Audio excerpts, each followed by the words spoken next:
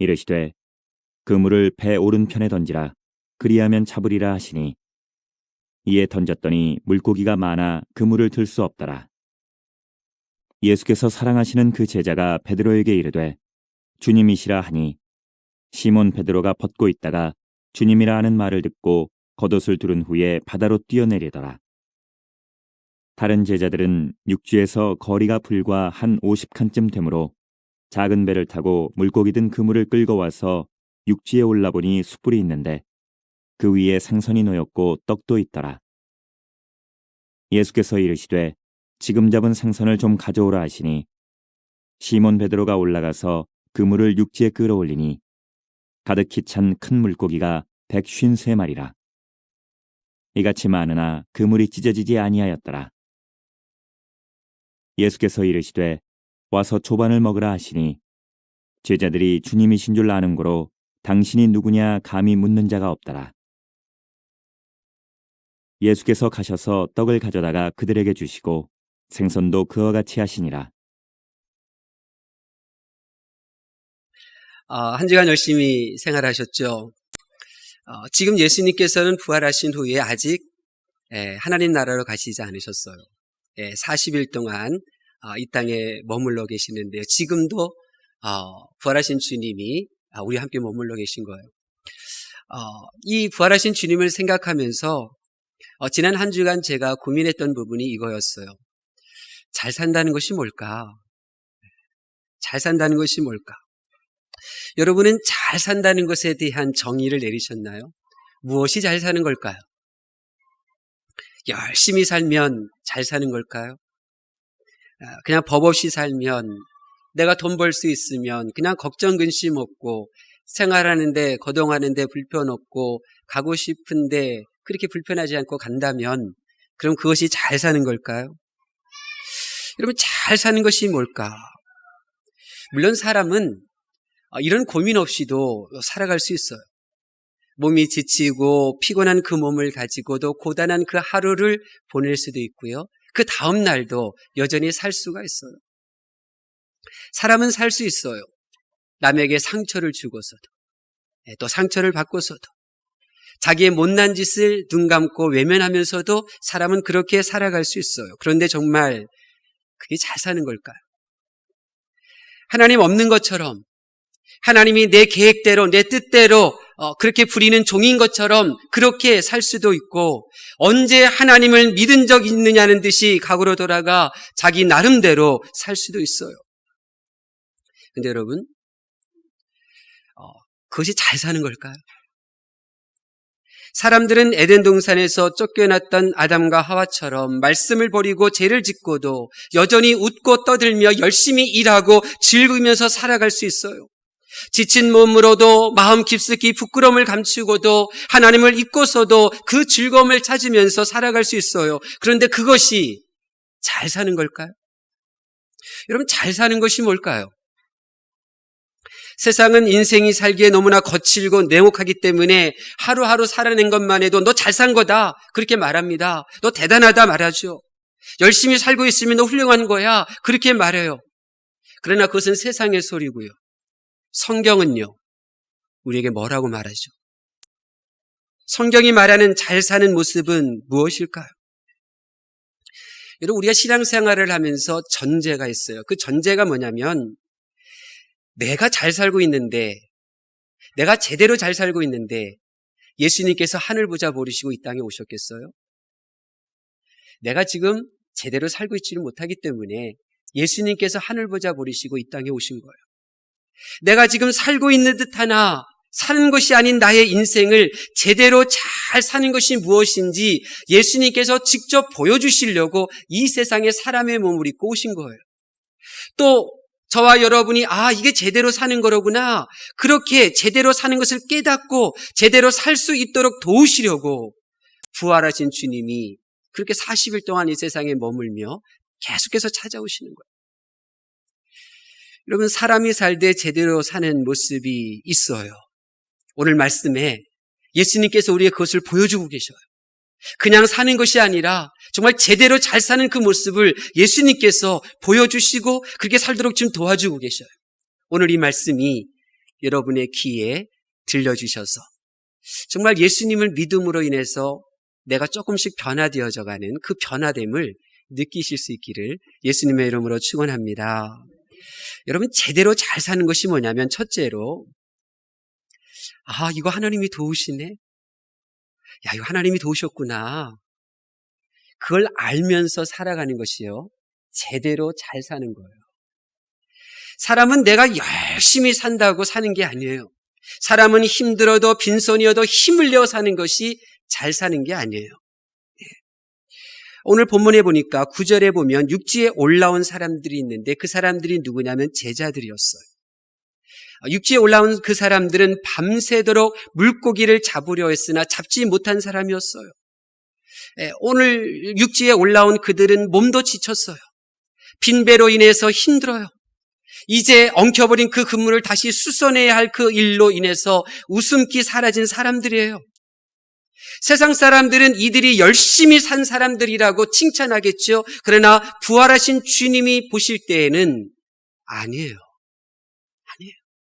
그래서 부활하신 주님이 그들이 제대로 사는 것이 무엇인지를 알려주시기 위해서 오늘 본문에 몇 가지 일을 행하고 계셔요. 하나는 그들을 향해서 배 오른쪽을 향해 그물을 던지라고 말해요. 밤새워서 그물을 던졌는데 빈 그물이었는데 주님의 말씀을 듣고 오른쪽에 그물을 던졌더니 153마리나 되는 물고기를 잡았어요. 와, 그런데 그 세마포로 지은 그물이 우리처럼 나일론으로 지은 그물이 아니거든요. 그 약한 세마포로 만든 그 그물에 153마리나 걸렸으니 그물이 찢어질 만도 한데 찢어지지가 않아요. 그들이 육지에 올라왔더니 예수님께서 이렇게 숯불을 피우시고 그리고 고기와 떡을 준비해 놓으셨어요. 그리고는 우리가 편안하게 불 쪼이면서 그것을 먹을 수 있도록 고기를 떼어주시고 떡을 떼어주시네. 여러분, 제자들이 이런 주님의 모습을 보면서 무슨 생각을 했겠어요? 무슨 생각을 했겠어요? 주님이 도우시는구나. 주님이 도우셨구나. 이 생각을 합니다. 내가 70년을 살아도 내 힘으로 내가 노력하고 내가 견디며 살았다면 성경의 눈으로 보면 그는 한순간도 살아있었던 것이 아니에요. 30년을 열심히 살아도 주님의 도움으로 사는 거야 고백하지 못했다면 그는 30년 살아본 것이 아니에요. 살아본 적이 없었던 거예요. 그러나 단 하루만이라도 하나님이 나를 도우셨구나 고백한다면 그는 그 하루만큼 살다가 천국 가는 거예요. 하루 24시간을 내가 살아도 하나님이 도우시네, 하나님이 도우셨어, 이런 시간이 없다면 그는 그 하루를 1초도 살아내지를 못한 거예요. 지금 제자들은 열심히 내가 수고했네, 수고했지만 헛수고네, 정말 피곤한 인생이네, 이렇게 살고 있었는데 부활하신 주님이 그들을 찾아오시고 주님의 말씀을 따라 행하였더니 우리는 주님의 도움을 받고 있구나, 나는 주님의 도움을 받는 인생이구나, 이렇게 온몸으로 고백하는 거예요. 여러분, 이것이 제대로 사는 거예요. 저는 믿어요. 하나님께서는 여러분을 도와주세요. 하나님께서는 여러분이 먹고 살아갈 수 있도록 도와주세요. 우리는 걱정할 필요가 없어요. 왜? 아버지 하나님께서 우리를 도와주시는 거죠? 그래야 우리가 제대로 사는 거예요. 내가 하나님의 도움을 받고 살고 있구나. 그 고백을 하면서 사는 것이 제대로 살고 있는 거예요. 그래서 하나님은 우리를 기쁘게 도와주고 계시는 거예요. 기쁘게 도와주실 수 있는 거예요. 주님이 도우시는구나. 여러분이 이 고백 속에서 살고 있다면 여러분은 제대로 살고 있는 거예요. 둘째로, 제대로 사는 것은 이런 거예요. 자, 고기를 잡고 제자들이 육지에 올라왔을 때 제자들이 냄새를 맡았어요. 무슨 냄새를 맡았을까요? 땀과 물이 범벅이 된 냄새, 혹은 물고기 비린내 냄새? 아니죠.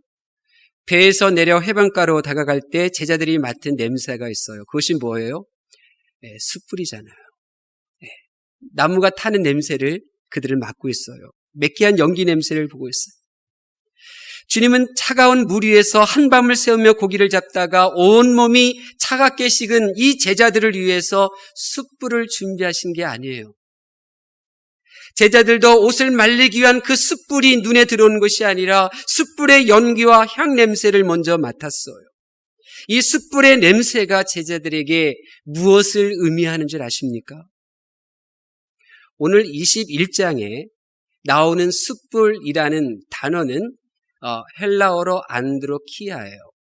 그런데 18장에 보면 또 이 불, 예수님이 재판받을 때 사람들이 불을 피워놓고 불가에 모였는데 그 불이 뭐냐면 안드라키아예요.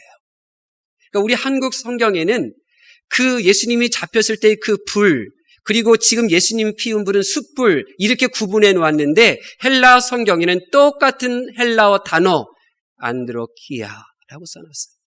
그렇다고 하면 제자들에게 있어서 이 불이 의미하는 바가 뭐예요? 주님을 잡아들인 이들이 숯불 주위에 모여있던 그날 밤에 제자들은 숯불로부터 멀리 도망쳐 숨어 있었다는 거예요. 주님이 재판을 받으시던 날 밤에 피워진 숯불 주위로 그렇게 베드로는 다가갔다가 주님을 3번이나 부인했잖아요.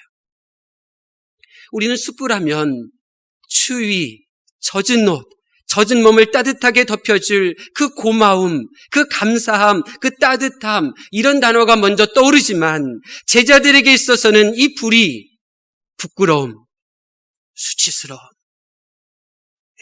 이 단어가 먼저 떠오르는 거예요. 이 세상은 수치스러움을 수치스럽게 여기지 말고 죄를 지으며 살라고 말해요. 이 세상은 부끄러움도 부끄럽게 여기지 말며 그렇게 살라고 말해요. 이 세상은 부끄러움, 수치러움 내면에 감춘 채 웃고 떠들며 아무 일도 없었다는 듯이 그렇게 살아가라고 말해요. 그러나 부활하신 주님의 눈에는 그러한 상처를 숨기고 지내는 것은요, 사는 게 아니에요. 사는 게 아니에요. 살고 있지만 사는 게 아니에요. 왜냐하면 그 마음이 더 굳어지기 때문에 그래요. 자신의 상처를 숨긴 채 아무 일 없듯이 살면요, 그 마음의 상처가 더 깊어져요. 더 골마 터지게 되어져 있어요. 그래서 지내면서 많은 부정적인 영향력을 만들어내요. 그 사람은 아무런 뜻 없이 그냥 한 말인데 내 안에 있는 상처가 그 말을 왜곡시켜서 들어요. 날 무시하네? 나를 함부로 대하네? 이렇게 상처가 돼서 왜곡시켜서 들어요. 그렇기 때문에 또 그 사람을 가시로 찌르죠. 말로 다시 맞받아치고. 여러분, 그게 사는 거예요. 그래서 부활하신 주님이 찾아오신 거예요. 그들이 수치와 부끄러움, 꿈에도 나타나지 않기를 바라는 그 숯불을 직접 피우시는 거예요. 제자들은 상처였던 숯불을 주님께서 직접 피우시는 것을 보면서 그 마음속에 이제 어떤 마음이 생기느냐면 이 안도감. 주님이 우리를 받아주시는구나. 주님이 우리를 받아주시는구나. 그 따뜻함, 주님의 그 따뜻함. 지금까지 그 제자들이 가지고 있었던 그 완악함, 자기들이 주님을 부인하고 도망쳤다는 이야기를 이 식구들에게 지금까지 하고 고기 잡으러 왔겠어요? 아니에요. 이 제자들은 자기 식구들에게 내가 3년 동안 넘게 따랐던 주님을 내가 도망치고 홀로 두고 이렇게 숨어 있었다는 말 하지 않았어요. 그 완악한 마음으로 살던 그들 마음속에 이 숯불의 연기와 함께 그 모든 열등감과 완악함과 부끄러움이 연기가 되어 사라지는 거예요. 그리고 오직 주님은 숯불을 통하여 제자들의 정서를 새롭게 만져주심으로 그 완악함과 그 열등감 대신에 주님이 우리를 용서해 주시는구나. 주님이 우리를 따뜻하게 대해 주시는구나. 다행이다. 이 안도감, 이 감정, 이 정서가 그들 마음속에 차곡차곡 쌓이는 거예요. 주님이 우리를 내치지 않고 우리를 받아들여 주시네. 이런 따뜻한 정서는요, 앞으로 그들이 신앙생활하면서 혹 넘어지더라도 그들 자신에게 부정적인 칼을 겨누지를 않아요.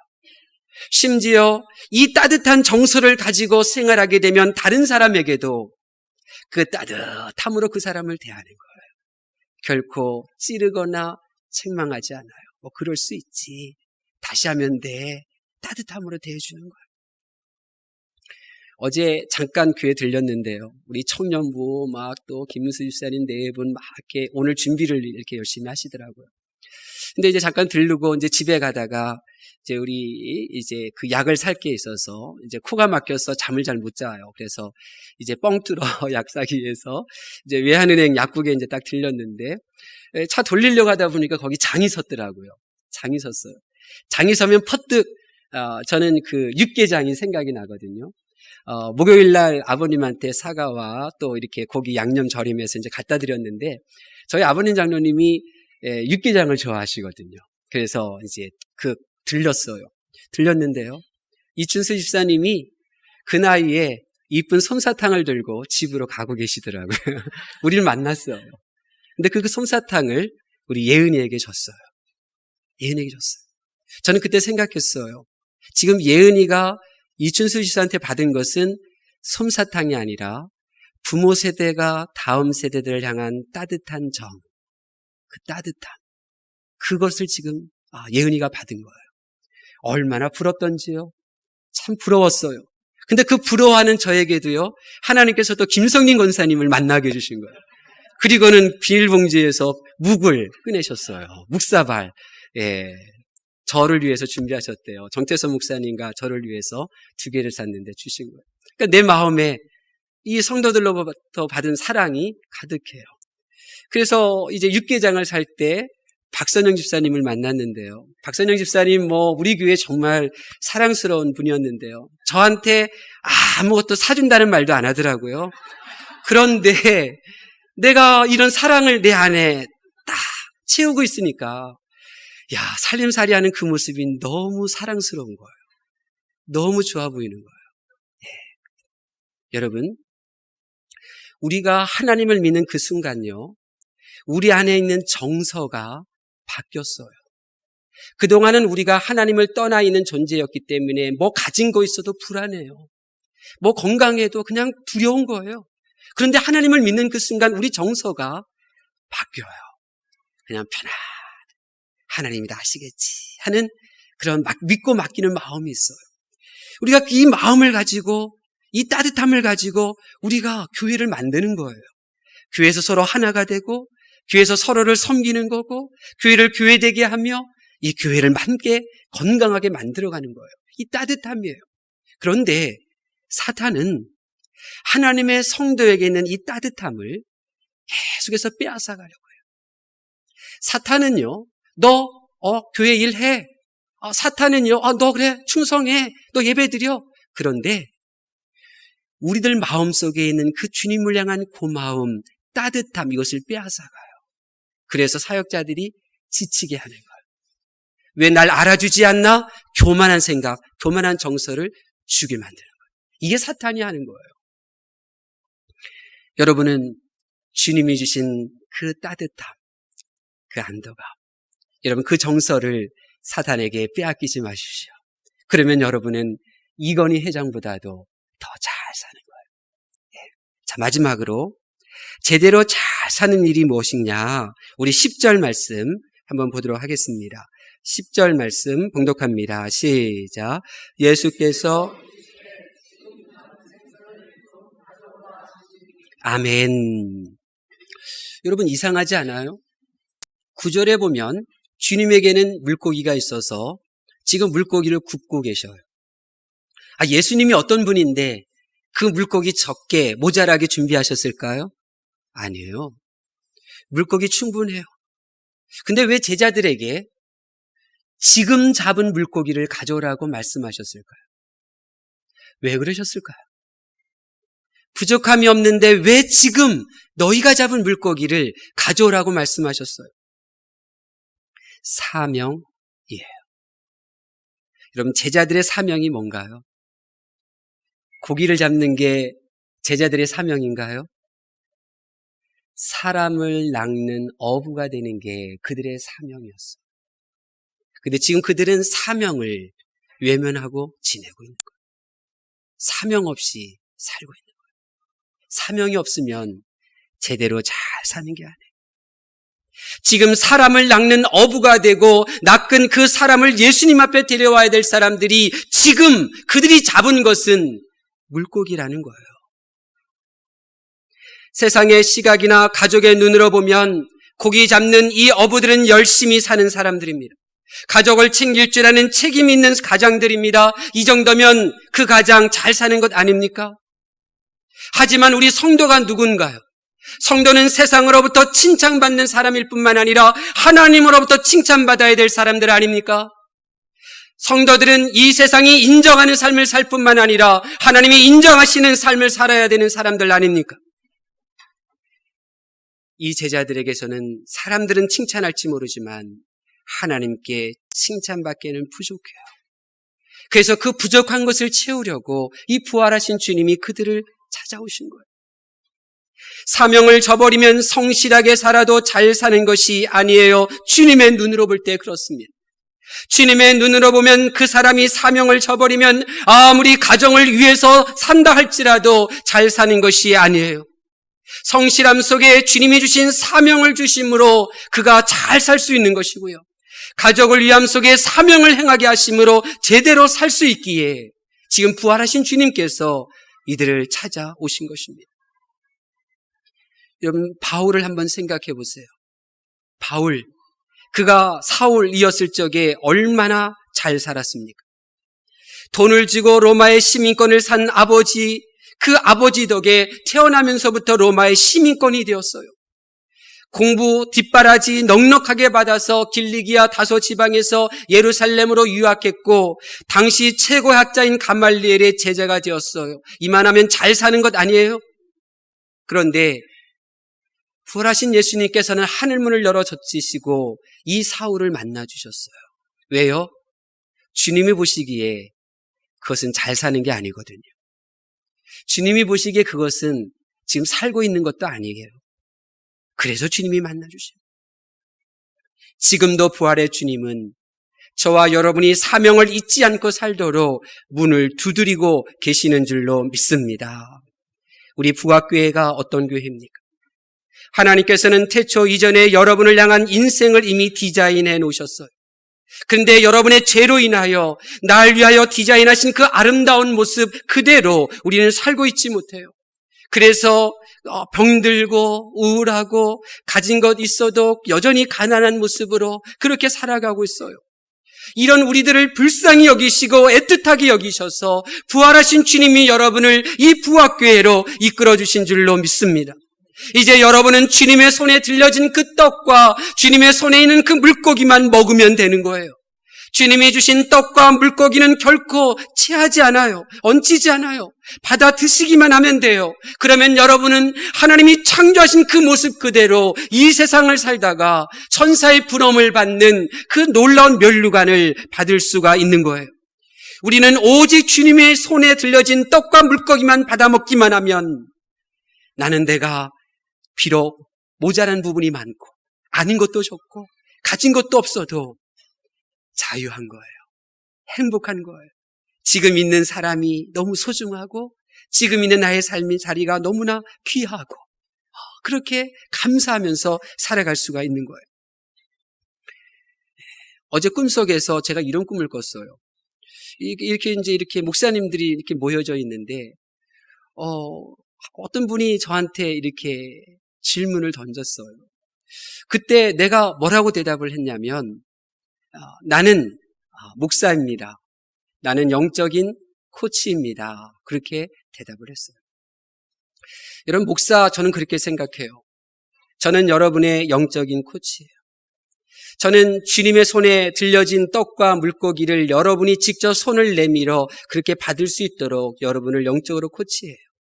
또 그러지 못한 분들은 내가 주님의 손에 직접 그것을 받아 그분의 손에 쥐어주고 있어요. 여러분이 할 일은 여러분의 귀에 들려지고 마음에 와닿는 그 말씀을 영의 양식으로 삼고 드시는 거예요. 하나님의 말씀을 경청하는 성도 여러분, 저는 지난 한 주간 제대로 사는 것이 무엇인지에 대해서 고민했어요. 여러분에게 묻고 싶어요. 여러분은 지금 제대로 살고 계십니까? 제대로 사는 것은 하나님의 도움이었다고 고백하며 사는 거예요. 잘 사는 것은 주님이 나에게 주신 그 따뜻함과 감사함을 간직하고 그것을 주변에 흘려보내면서 사는 거예요. 정말 잘 사는 것은 영이신 하나님의 뜻에 내 영이 따르며 사는 거예요. 여러분은 지금 어떻게 살고 계십니까? 안타깝지만 열심히 산다 하지만 제대로 사는 성도들을 보기 힘들어요. 삶이 피곤하고 지치고 곤고한 것은 오직 그분의 도움 없이 스스로 힘으로 살려고 하고 있기 때문에 그런 거예요. 기쁨이 마르고 설레임이 차가워지는 것은 주님이 나에게 주신 그 따뜻함의 정서를 내가 어딘가 잃어버리고 있기 때문에 그런 거예요. 나의 삶에 복스러운 소망 되시는 그 크신 하나님을 놓친 채 내가 죽지 못해 살고 있다면 그 하나님의 뜻을, 나를 부르신 그 하나님의 뜻을 버렸기 때문인 거예요. 스승의 날이 지난주 월요일이었어요. 지난주 월요일 스승의 날 앞두고 지난주에 또 루드야가 이렇게 교육자들에게 선물도 준비했고요. 또 이야기 들어보니까 중고등부 임원들이 자기 용돈들 모아서 또 이렇게 전도사님 선생님들에게도 선물을 했어요. 여러분, 누가 스승입니까? 스승은요, 그들이 잘 살 수 있도록 가르치는 사람들이에요. 여러분, 그 스승다운 모습으로 지금 살고 계셔요. 우리는 이것을 회복해야 돼요. 주님의 도우심 없이 살고 있었다면 이게 주님이 도우신 것이었구나. 그 은혜를 회복해야 돼요. 이 주님이 나를 만져주신 그 따뜻함이 점점 차가워지고 그렇게 다른 사람에게 가시와 같은 삶을 살았다면 이제 그 따뜻함을 회복하셔야 돼요. 하나님의 소명은 상관없이 내 계획대로 살고 있었다면 이제 정말 나를 이곳으로 부르신 하나님의 소명이 뭘까? 그것 앞에 기도하고 그 소명을 발견하고 그 소명에 헌신하는 그 삶을 살아야 돼요. 그분께서 다 하실 거예요. 부활하신 주님은 여러분들을 도와주셔요.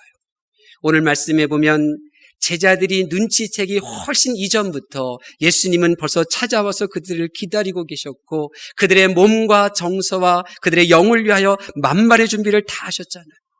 우리도 마찬가지예요. 우리를 위하여 주님은 다 준비해 놓으셨어요.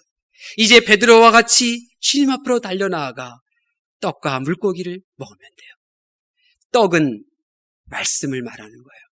그 말씀을 우리가 날마다 받아 먹어야 돼요. 그리고 그 물고기는 헬라어로 익수스라고 해요. 근데 이 익수스의 이 단어를 한 글자씩 보게 되면 예수 그리스도 하나님의 아들이라는 뜻이에요. 예수님의 하나님의 아들 예수 그리스도를 내가 영접해드리면 그분이 나의 마음을 새롭게 할 것이고 나에게 주신 그 소명을 볼 수 있는 눈을 띄워주실 거예요. 성경에 보면요, 주님이 차리신 이 식탁에 참석하여서 생활한 사람들을 많이 보게 돼요. 사드락, 메삭, 아벳느고도 주님이 차리신 이 식탁에 앉아 떡과 그 물고기를 먹었더니요, 어떻게 돼요? 도지사 짤이 다 눈에 차지 않고 불 속으로 뛰어들어가잖아요. 그렇게 하나님을 섬겨요. 주님의 식탁에 초청받은 이들이 그 떡과 물고기를 먹으면 아버지 하나님을 사랑하되 마음을 다하고 뜻을 다하고 힘을 다하고 목숨을 다하여 그분을 사랑할 수가 있는 거예요.